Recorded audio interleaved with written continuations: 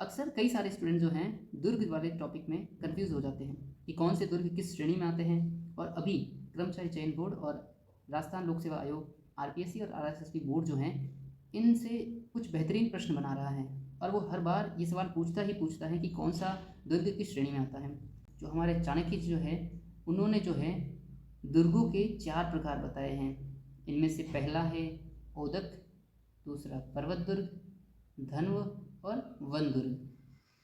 हालांकि ये प्रश्न परीक्षा में पूछा तो नहीं गया है, लेकिन ये प्रश्न अवश्य पूछा गया है कि भाई शुक्र नीति के अनुसार दुर्गों के कितने प्रकार बताए गए हैं। शुक्र नीति के अनुसार दुर्गों के 9 प्रकार बताए गए हैं। ये 9 प्रकार निम्न है।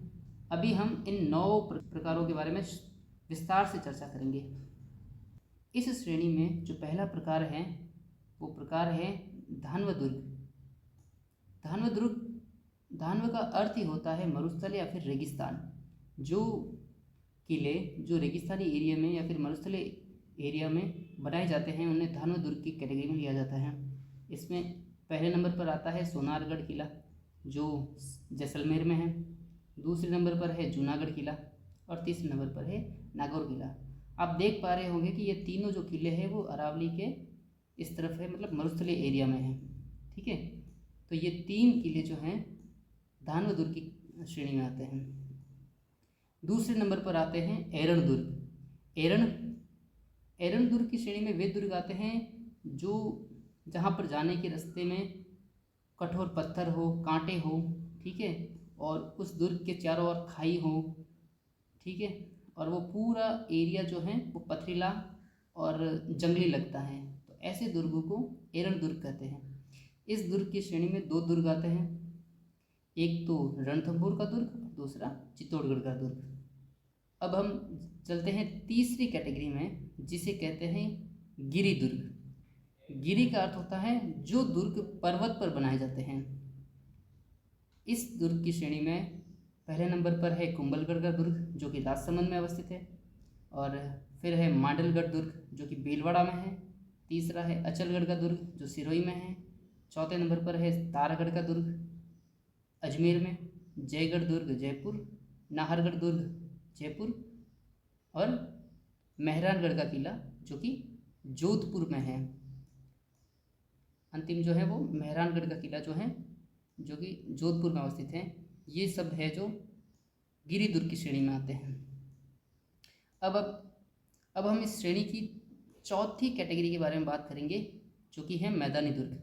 ऐसे दुर्ग जो समतल सतह पर बनाए जाते हैं उन्हें मैदानी दुर्ग कहते हैं। और मैदानी दुर्ग की कैटेगरी में हम पहले नंबर पर लेंगे लोहागढ़ दुर्ग। लोहागढ़ दुर्ग भरतपुर में है, फिर जूनागढ़ दुर्ग, धाराधारगढ़ चोमू जो कि जयपुर में अवस्थित है।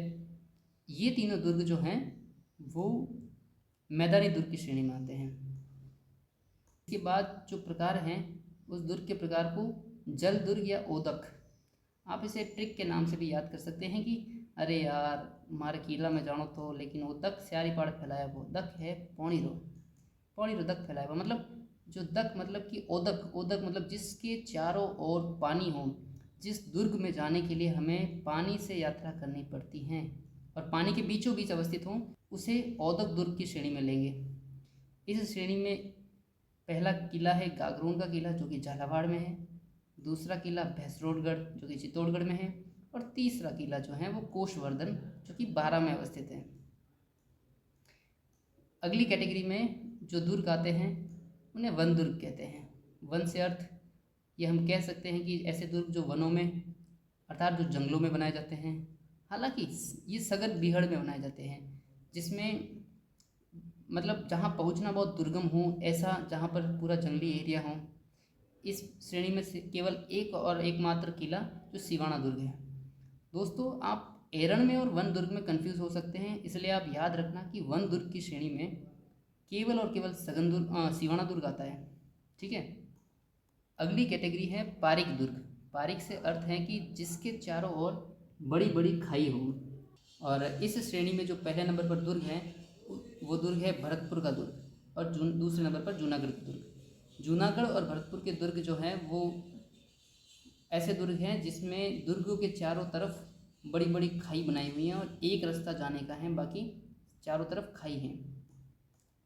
अगला दुर्ग है पारिद दुर्ग।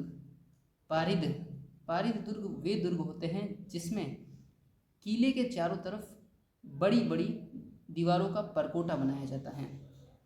इस कैटेगरी में एक दुर्ग है चित्तौड़गढ़ दुर्ग, दूसरा जालोर दुर्ग, तीसरा जूनागढ़ दुर्ग और चौथा जैसलमेर का दुर्ग।